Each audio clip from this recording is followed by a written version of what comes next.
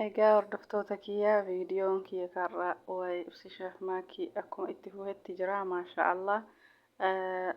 Sirni tapha isaanii simannaa namoota garaagaraatirraa dhufan wal simachuun isaanii akkuma itti fufetti jira maasha'Allah. Simannaa isaanii kanarratti duulillee akkuma itti fufetti jira. Dura uummata simannaa uummata keenya uummata Arsiitiin simatamanii maasha'Allah. Cidhi isaanii gammachuun isaanii akkuma itti fufetti jira. Guyyaa dheengaddaa immoo uummata Harargeetiin wal simatanii jechuudha. Warra soddaatiin wal simatanii maashaallah tabarakallah.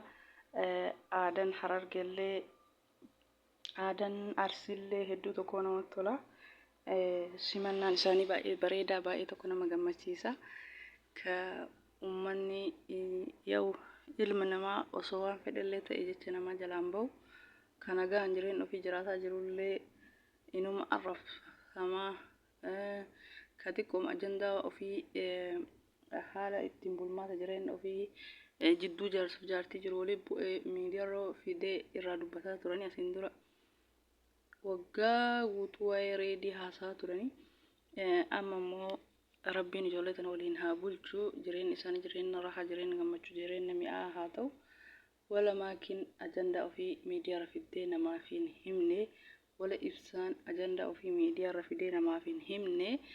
Namni maaliif nama nagaan jiraatu tokko akka inni baanu nuti jireenya keenya nagaan jiraataa jirraa jedhee miidiyaarra bu'ee ilma namaa akkuma reefi jedhee ilma namaa osoo waan feete taate osoo gaarii feete taate jecha ilma namaa jalaa namni najaa bahu hin jiru jechuudha. Osoo ati gaariillee taate ilmi namaa waasiin jechuu hin dhiisu jechuudha.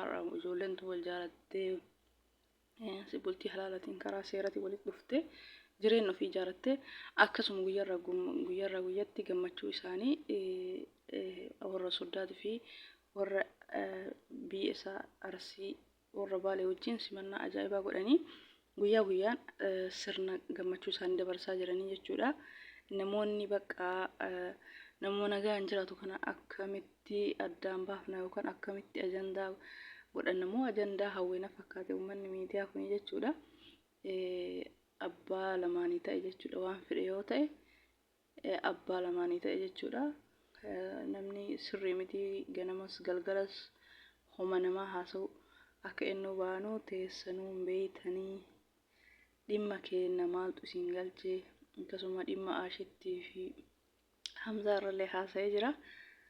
Egaa hordoftoota kiyyaa salaamtaa isin gaafachuu hin daganne. Assalaamu alaykum warahmatullaahi wabarakaatu. Kabajamtoota fi jaalatamtoota daawwattoota hordoftoota YouTube chaanala kiyya jalatti argamtan weelkaam ashama harka fuunee hundi keessan alaaf biyya keessatti gaa guddaa amantii kutaa ganda osoo hin jenne baga jiraattanii isin jedha. Nageenyi kiyya qilleensarraan isin haa qabu. Egaa hordoftoota kiyya warroonni hanga mana afaan turtan hedduunaaf galatoomaa ammallee laayikii sheer gochuu hin dagatina. Adada viidiyoo kiyya isin bira ga'ee jechuudha. Yoo isinitti tolee warroonni haaraa taatanillee viidiyoo kiyya laayikii sheer sabskiraayibii godhaan jajjabeessa isinin jedha. Viidiyoon kiyya karraa waa'ee ibsishaa fi maakitii jechuudha. Akkuma jalqaba irra dubbadhe isaan gammachuu isaanii sirni isaanii akkuma itti fufetti jira. Gammachuu rabbi haa godhuu fi zalaaqiyaa rabbi haa godhuu fi maashaallah tabaarakallah. Guyyaa guyyaan namoota warra soddaatiin namoota gara isaatiin namoota gara isiitiin namoota hiriyoota wal ga'anii gammachuu isaanii ibsatanii akka gaariitti dabarsanii jechuudha. Rabbii waliin haa bulchuu jenna. Maashaallah. Allahu akbar. Maashaallah rabbii waliin isaan haa bulchu. Maashaallah tabaarakallah. Allahu akbar. Rabbiin waliin isaan haa bulchu jenna. Akkasii obboleeyyan kiyya jidduun azaanni bahee jechuudha. Akkasii maashaallah irraa jechuutu bareeda. Rabbiin nama bultii namaaf gammadu akkasuma isaaf gammada.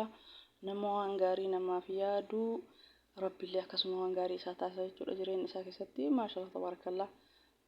Jireenya ofii jiraataa jiranii akkasuma jaalala kabajaa jaalala namni miidiyaarra wal leellisee namoota hedduu miidiyaarra wal leellisee agarree jechuudha. Nama bultii ijaaratee miidiyaarra wal leellisanii maashaallah tabaarakallah bultii isaanii ijaaratanii jireenya gammachuu jiraataa jiranii jechuudha. Kanaafuu maaliif barbaachisee jedhanii irratti duuluun maaliif barbaachise? Maaliif barbaachise? Asiin dura ishii gabaabduu jedhanii irratti duulan. Amma abbaan bakka isaa ta'e filata.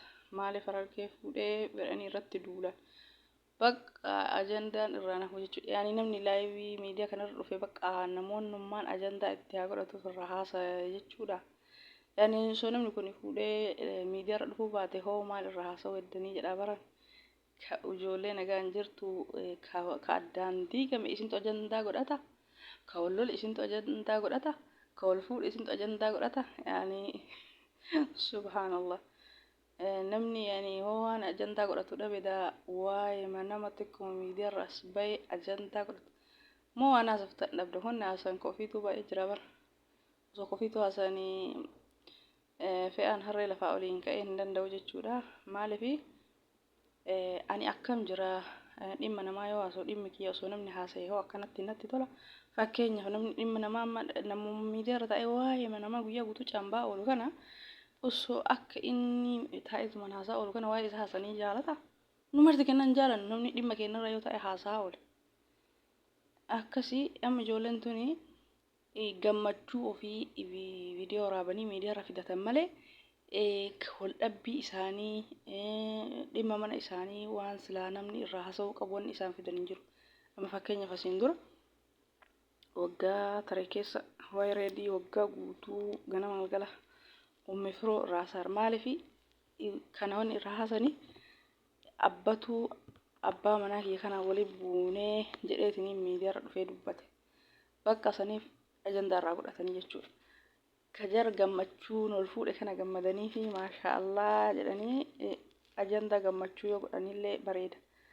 Mee jarri kun waliin dhabne jireenya isaanii gammachuun jiraatanii inni illee naa ta'e jennaan fuudhee isilleen akkasuma naa ta'e jennaan itti heerumte.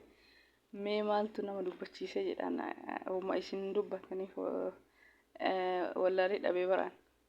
Maaltu nama eenyu jedha mee maaltu nama dubbisa wannummaan nama dubbisu hin jiru bara ijoolleen tun maashaallah tabarakallah gammachuun jiraataa jirti rabbiin waliin isaan haa bulchu. Jireenya isaanii jireenya bareedaa jireenya mi'aa jireenya gammachuu jireenya zalaaqiyaa rabbiin isaaniif haa godhu maashaallah tabarakallah rabbii waliin haa bulchu. Maashaallah namni maashaallah walirraa jechuutu caalaa waan gaarii walii yaadutu caalaa. Mee namni waan gaarii walii yaadne waan gaarii walirraa yoo hin dubbanne kami ka waan gaarii namarraa dubbatu.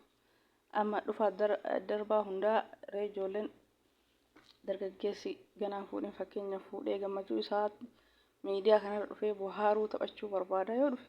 Yaani ajandaan isa hamatamaa yaani ji'a guutuu ibsishaan erga dhufe ji'aan guunne erganiitii isaa bira dhufe.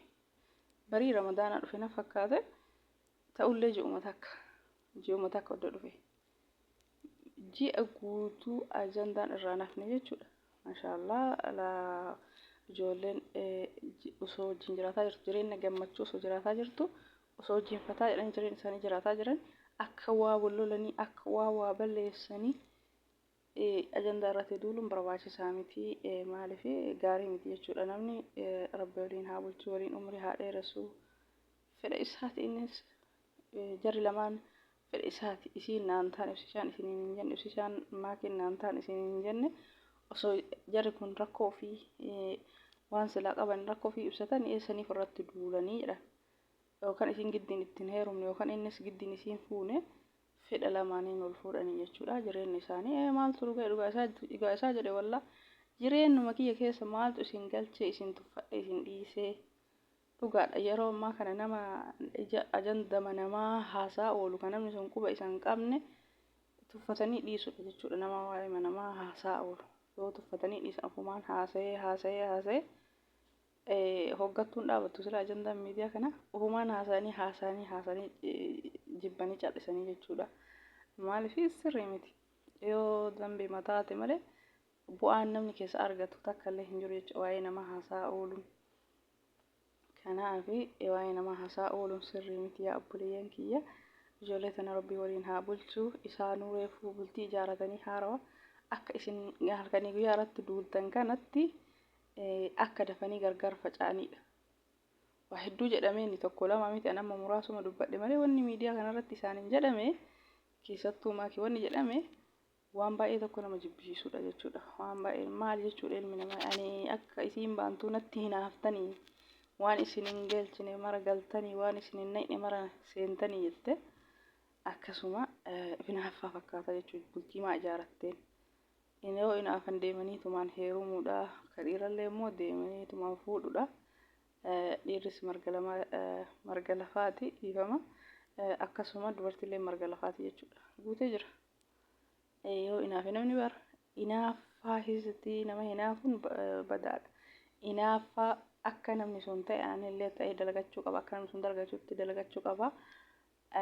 Jedheetiniin inaafa akkasii inaafe waan namni sun dalage argisan dalagatee yoo jedhe bareeda. Egaa hordoftoota kiyya viidiyoon kee kan kana fakkaata.